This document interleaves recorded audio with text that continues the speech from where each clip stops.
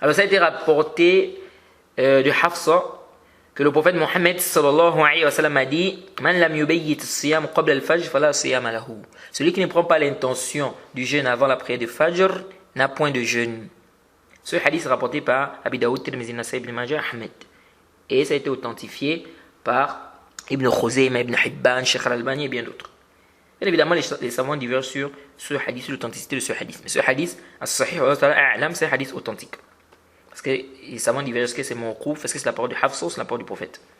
As-sahih, c'est le hadith me remonte jusqu'au prophète Mohammed sallallahu alayhi wa sallam. Alors, ce hadith, c'est un hadith qui est clair. Le prophète dit celui qui ne prend pas l'intention de jeûner. Donc, avant Fajr, il n'a pas de jeûne.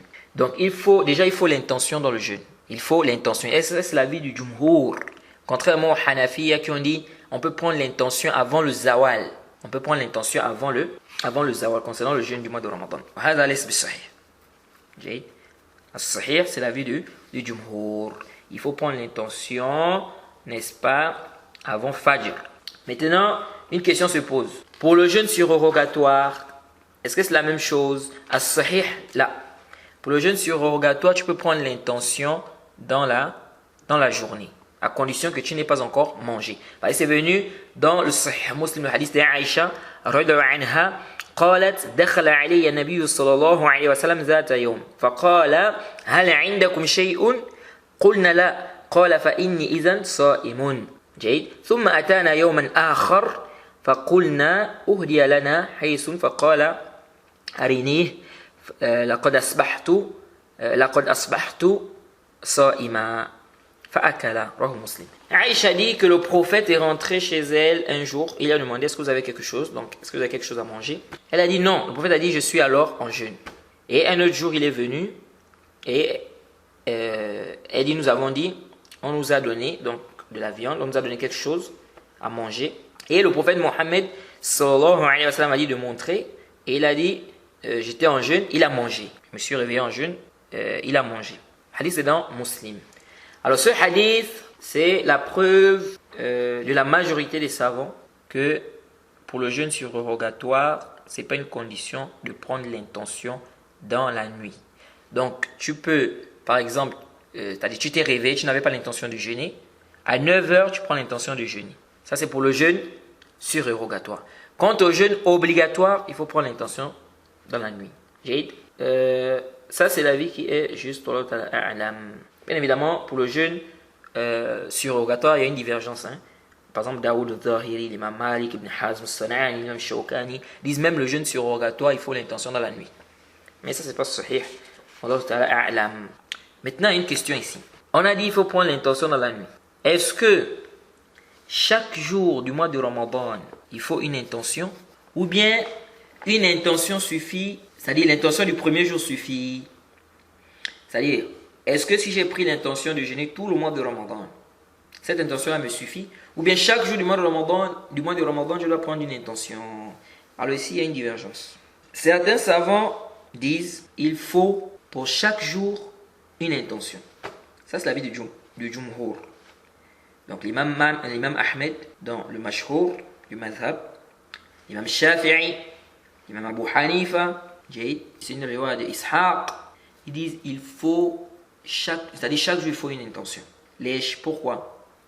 Ils disent parce que chaque jour est une adoration indépendante de l'autre. C'est-à-dire si par exemple tu as gaspillé le jeûne du lundi, ou bien tu as gaspillé, on est par exemple à lundi, tu as gaspillé ça, ce jour-là. C'est-à-dire tu as par exemple fait quelque chose qui annule ton jeûne. Est-ce qu'on va dire que le mardi aussi, ton jeûne est gaspillé? Donc, parce que tu as gaspillé le lundi, donc le jeûne du mardi aussi est gaspillé, le jeûne du mercredi aussi est gaspillé. Non. Donc, ils disent que chaque jour, c'est un jour, c'est-à-dire c'est un jeûne, c'est-à-dire chaque jour de jeûne dans le mois de Ramadan, c'est un jour indépendant de l'autre. Bon, l'imam Malik et l'imam Ahmed dans une version disent si tu prends l'intention le premier jour, ça suffit. Et ça, c'est un avis aussi du Cheikh al-Islam ibn Taymiyyah. Et c'est aussi l'avis du Cheikh ibn Al-Saymin. Ils disent que si tu as pris l'intention le premier jour du mois de Ramadan, ça suffit pour tout le mois. Ils se sont appuyés sur les textes généraux. Le prophète a dit Nama a'malu biniyat. Bon, c'est l'avis de la majorité. C'est l'avis des savants qui disent il faut l'intention chaque jour.